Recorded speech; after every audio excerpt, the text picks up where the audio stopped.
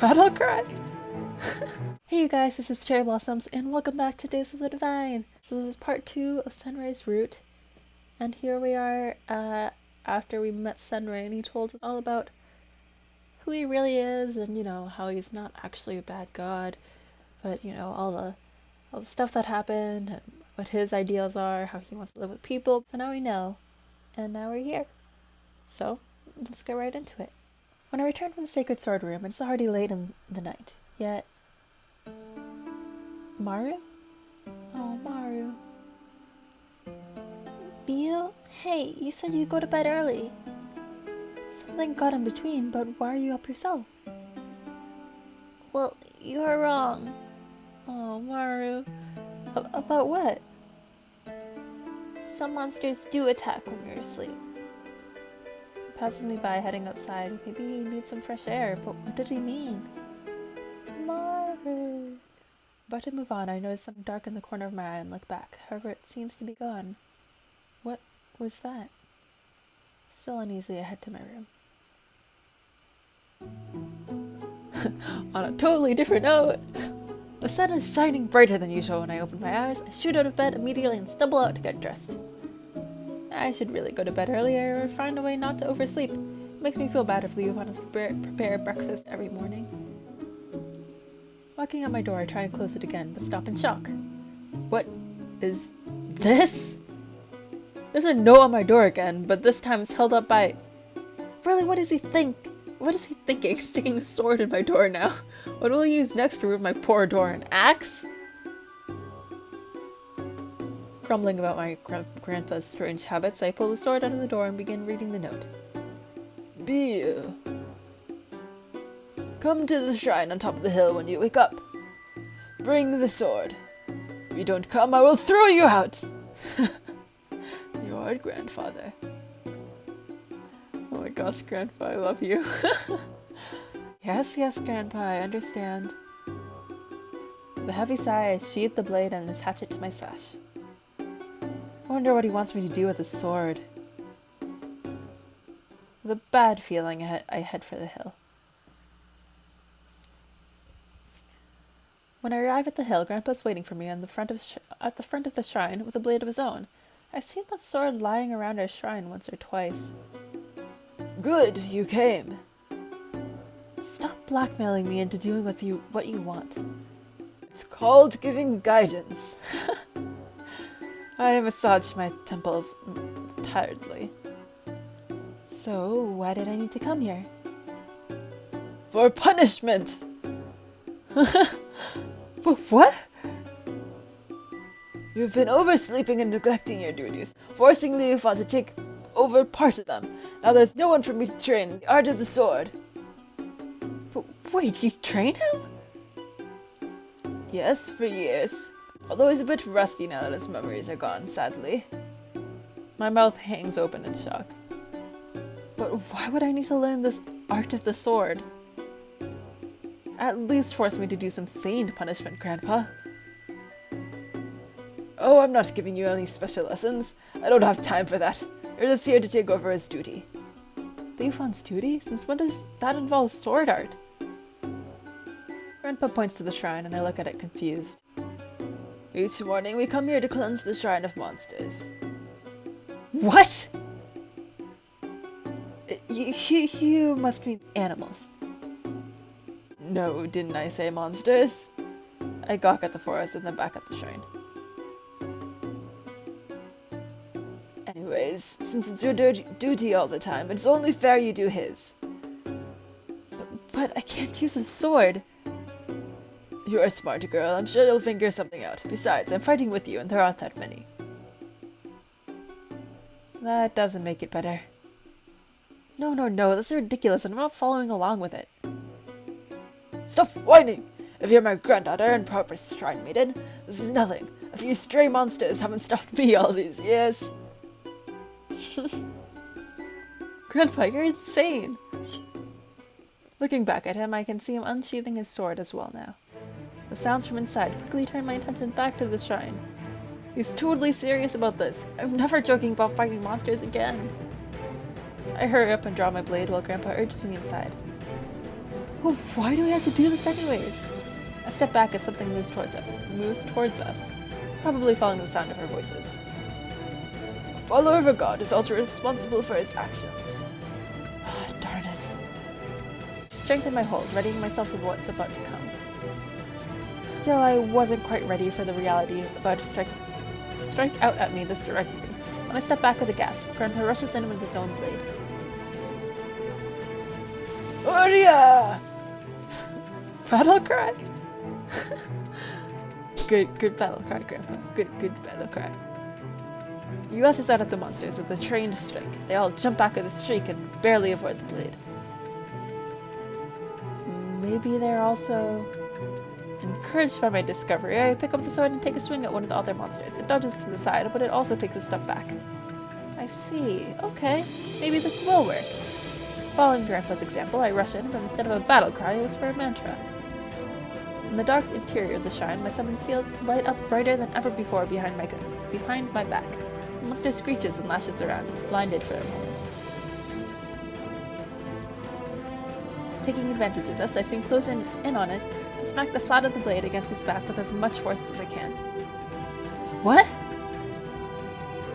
My blade glows brightly on impact, sending the creature flying into the floor with a big smack. Grandpa, did you give me an enchanted sword? Seeing the creature get up with some difficulty snaps my attention back to the situation. I send off my seals to immobilize the monster, but in my moment of victory, the remaining creature snuck up behind me. I jump around as it comes down on me with its sharp claws. With strength I didn't know he possessed, Grandpa comes in and blocks his claws with his sword before pushing the monster back entirely.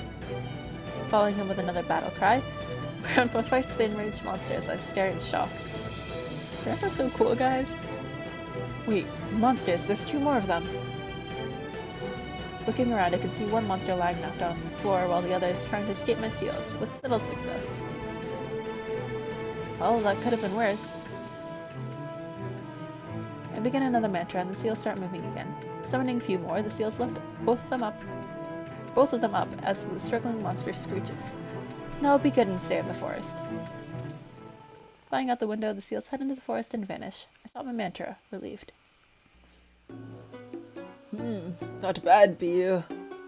Ren'Py comes back, sheathing his sword. What happened to the last one? Their bodies vanish when they die. Oh. Couldn't kill them, I shake my head. It's not like the monsters are to blame for this behavior. They are covered with some kind of black mist, and I've seen some on the animals before. Senrei's mist must be making them restless and wild as well. Plus, I don't think I have the stomach to kill something with my own hands, even if it is a monster. Chasing them off will do. That sword suits you. Keep it. He smiled! I stare in shock for a moment before snapping myself out of it. But are you sure? The sword is enchanted, isn't it? Why give it to someone like me? Grandpa nods. It was our ancestor's sword, the one who started this shrine, but you've earned it. Now I'll carry it with you at all times. I stare at the sword amazed. The blade looks brand new, not hundreds of years old. You might need it later. Grandpa walks out of the shrine, leaving me behind, puzzled. Don't tell me we're doing this again.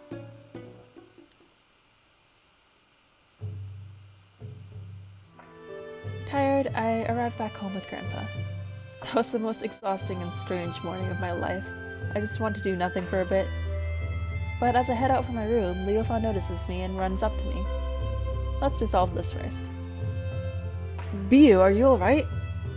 Sort of. You know what happened?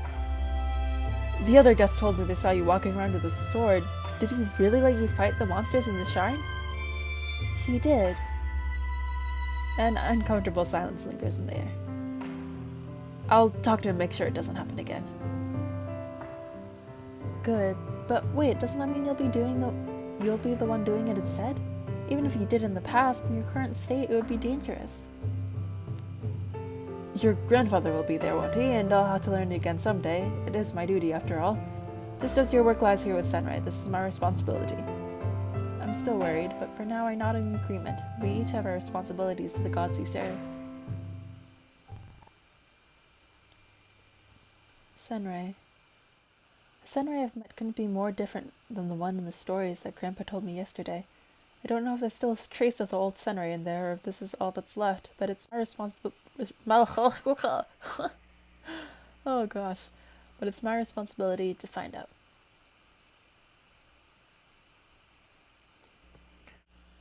I bid Liu fond goodbye and spend the rest of my day doing small tasks around the shrine. My real duty starts up at night.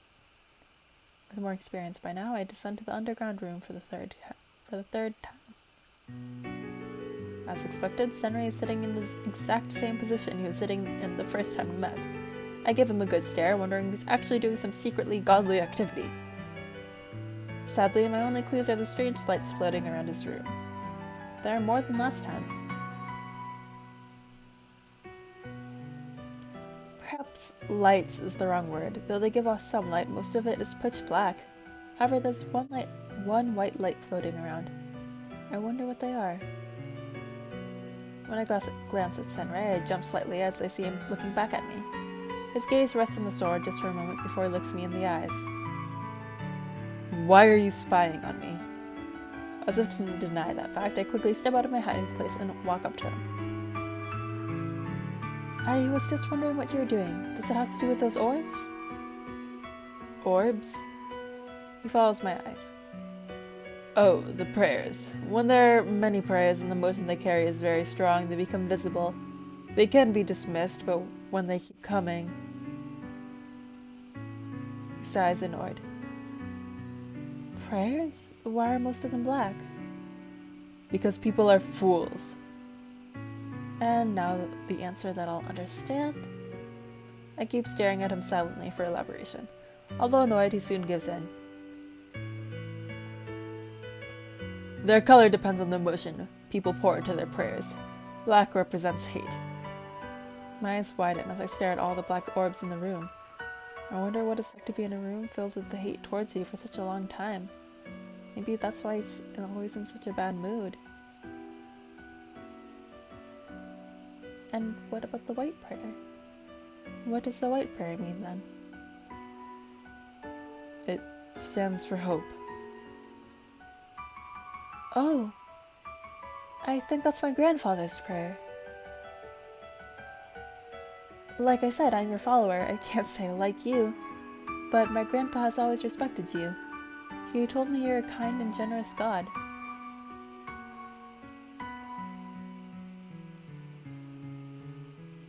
He looks at the white light. Then why don't you free me? Why doesn't he try and free me? I can't tell him I'm trying to understand him first. If I do that, he might just act nicer to convince me. I'm sorry, Senrei. Of course you are. But I'll keep you company, okay? What for? Liking you or not aside, I can't imagine it's fun being locked up in here. You're strange, but fine. If you want to bore yourself that badly. Then let's talk. Not interested. I can't help but let out an irritated sigh. This guy. There's nothing you're interested in? Not really. From what I've deducted, humans and gods are still the same. And the one who started praying to you, were they fools too? I seem to have hit a note there, and he doesn't respond immediately. Well? Maybe. Perhaps I should tell you a story, Biyu. I sit and listen intently. It isn't what I had in mind, but everything that makes him open up a little more is a good thing. Before I came into this village, there are many gods who were overstepping their bounds. I wandered around disgusted in search of a place where I could find an answer on how to stop it. It was then that I met a youth who also held a healthy dislike for gods and was challenged me to a duel to stay away from his village. So what happened? Did you become friends? I beat him to within an inch of his life. Good. Great. Awesome. Ouch. You're so nice. Don't give me that look. Even if I was low on followers, I was still a god. His sword wouldn't even be able to harm me, let alone him beating me. Throwing your life away by picking impossible fights instead of trying to do something useful irked me. I thought that was the end of our little saga, but after a month or two, he managed to find me again. He was barely recovered, just he wished to fight me again. And did you beat him to a pulp again? A little less this time. I didn't want it to permanently harm the fool, and his injuries made it difficult to prevent. However, it was getting annoying, so I asked him why he was foolish enough to challenge a god twice in a row. It turned out that he was the head of another god's religion, one that asked a lot of prayer and sacrifices from its followers. He had hoped to provoke me into battling with his own god, prepared for death, knowing it was the only way to directly strike back at him. Feeling some pity, I decided to help him out. I guess back then I did consider him a friend. Oh, Senrei. We talked about the gods and their ways, discussed how we could help out other humans stand up for their own, and I even taught him some real swordplay to prevent him from getting harmed. They were good times, but good times end way too quickly. After we managed to defeat the god terrorizing the village, it was the beginning of the end. How did it end? What happened to your friend? How all my stories end. He betrayed me too. Now I want you to go. You need sleep, and you've made me recall some unpleasant memories I'd wished to forget. Wishing not to undo the progress I made, I let him be and head back to my room. I remember the hateful prayers in his room and the way he ended his story. I'm not sure why he cursed us with this mist, but I feel that if I can get him to open up a little more, perhaps he'll stop the mist. No, even if he continues, I want to at least understand him. That is the least I can owe him for being a follower. He has lost his way. I tiptoed back to my room absent-mindedly. No one should be awake at this hour anyway. Biyu! Oh, wait. Shh, not that loud, you'll wake everyone up. But why are you awake? The monsters will harm you, and you were awake yesterday too. Something's wrong here. Oh yeah, I told him that, didn't I? But didn't you tell me monsters attacked you in your sleep? I can't let my guests be bothered by such impolite monsters. So I asked Grandpa for some special combat lessons and went from some patrolling action. Oh, Biyu. It's close enough to the truth, just the wrong shrine. Is that why you're carrying the sword? What a strange sword it is. I remember Senrei also looking at it, despite it looking normal enough. Now I'm sure something is up with it. Well, it works well enough against monsters, so should one trouble you, come to me, okay? Maru seems to hesitate for a moment before finally shaking no. You're too nice, Biyu. You won't cut him down, and that means you'll just get hurt. And with that, Maru leaves. Alright guys, so on that kind of unsettling note with Maru, because him saying like, oh, you're too nice, you can't cut him down, it's like, what's gonna happen? So I'll end it here. So thank you guys so much for watching. I hope you guys enjoyed, and I'll see you guys next time.